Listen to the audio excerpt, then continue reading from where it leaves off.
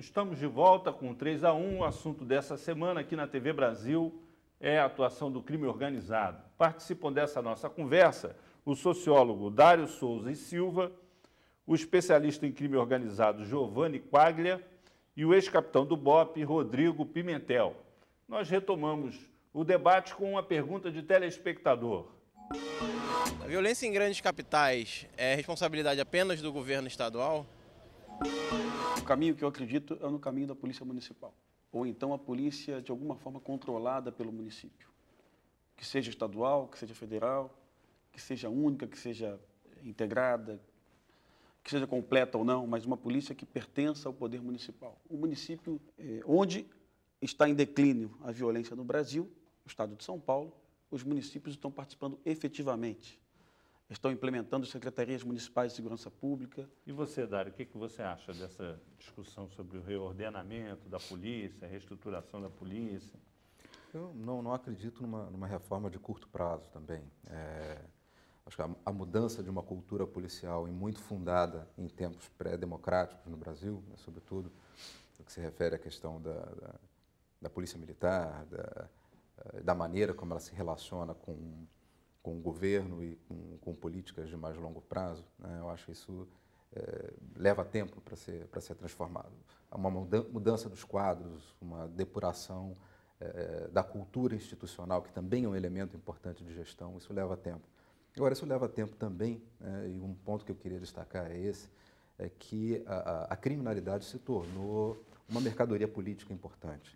Quer dizer, nesses últimos 20 anos que foram mencionados aqui, em que uma certa metodologia de enfrentamento do problema se repetiu com diferentes nomes, com diferentes rótulos em gestões diversas, né?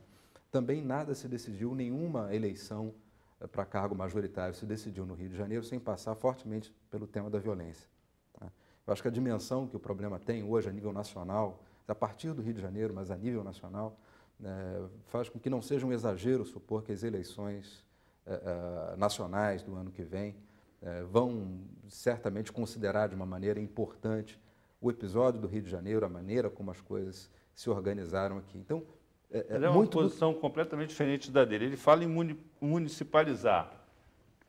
Essa argumentação que você está desenvolvendo aí leva a uma espécie de federalização do... Não, a minha argumentação não é uma apologia, não é uma defesa, né? O que eu tento abordar é porque talvez não aconteça isso que ele está sugerindo, né? Porque como a violência, como a criminalidade é um capital político, né, em torno disso se desenham retóricas, biografias de políticos, plataformas de governo, talvez não haja esse interesse de que município e Estado dialoguem. Frequentemente, no caso do Rio de Janeiro, são adversários, adversários até do enfrentamento entre forças municipais e forças da polícia militar. Mas hoje não existe isso. Hoje, em tese, há vamos dizer assim, circunstancialmente, sim. Há vamos dizer assim, uma sincronia, uma aliança muito forte entre a Prefeitura do Rio, o Governo do Estado e o Governo Federal em função das oportunidades dos políticas. Interesses políticos convergentes. Exatamente. Isso daí é circunstancial. A gente não tem uma garantia, né, de que, ou uma obrigatoriedade que o município possa ter uma intervenção significativa. Eu acho que essa é uma mudança de quadro de gestão, né? Você acha que está havendo uma postura assim, nova dos governos? Porque o que aconteceu é o seguinte, quando houve a redemocratização do país, a ideia de que a polícia era autoritária, violenta, desrespeitava os direitos humanos, era, vamos dizer assim, muito forte na opinião pública. E essa bandeira dos direitos humanos, de certa maneira, acabou se voltando um pouco contra a discussão pela sociedade ou política de segurança pública.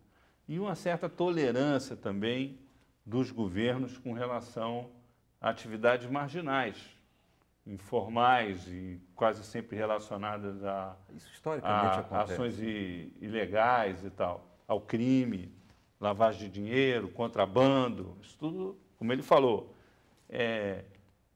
não é preciso assim, uma espécie de meia-culpa, inclusive no meio acadêmico, com relação a isso, até mesmo a glamorização da criminalidade. Aqui no Rio, por exemplo, a música popular tem muito disso. Não é preciso uma espécie de meia-culpa em relação a isso? Eu acho que as manifestações culturais, elas seguem o termômetro de uma época. Eu acho que não dá para a gente culpabilizar uma tendência, né? Também não vamos aqui discutir nossas meia-culpas, né? Como eu falei, a discussão acadêmica em torno do tema da segurança pública, da violência, na esfera pública é muito recente. Antes disso, né, os organismos de resistência da própria imprensa, como foi o caso do Pasquim, nos anos 70, glorificou lideranças do jogo do bicho, né, içando-os à condição de protetor. Por exemplo, quem? No caso do Castor de Andrade, houve uma histórica entrevista em que o Castor virou o grande protetor. Há menos de 2 anos, a Rede Globo glamorizou uma milícia que não existia, apresentou para a sociedade brasileira uma milícia que não existia, da Portelinha. Numa novela e tudo. Mas então, no imaginário brasileiro, que eu viajo o Brasil como um todo, eu falo de milícia, as pessoas entendem que milícia é um benfeitor. Na novela. É um benfeitor, é um ator da Globo que é um benfeitor numa comunidade. Não é isso. A milícia, hoje, ela já mata no Rio mais que o narcotráfico. Isso é fato. Houve um redirecionamento do homicídio do Rio de Janeiro da Zona Norte, do subúrbio da Leopoldina, para a Zona Oeste, onde as milícias estão estabelecidas. Então, a milícia já mata mais hoje que o narcotráfico. E as pessoas ainda lembram da milícia como se fosse a milícia da Portelinha de uma novela.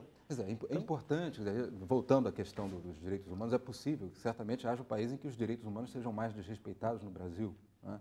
Mas é difícil que haja um país em que o tema dos direitos humanos seja tão antipático para a opinião pública, em parte por causa da ignorância, que não consegue ver, esse público não consegue ver a conexão entre o seu direito de ter agentes de segurança públicos e confiáveis, e aí acaba optando por essas, ou não tendo alternativa, senão esses clientes, né, da corrupção policial, ou as milícias, ou outras formas de exploração da segurança privada.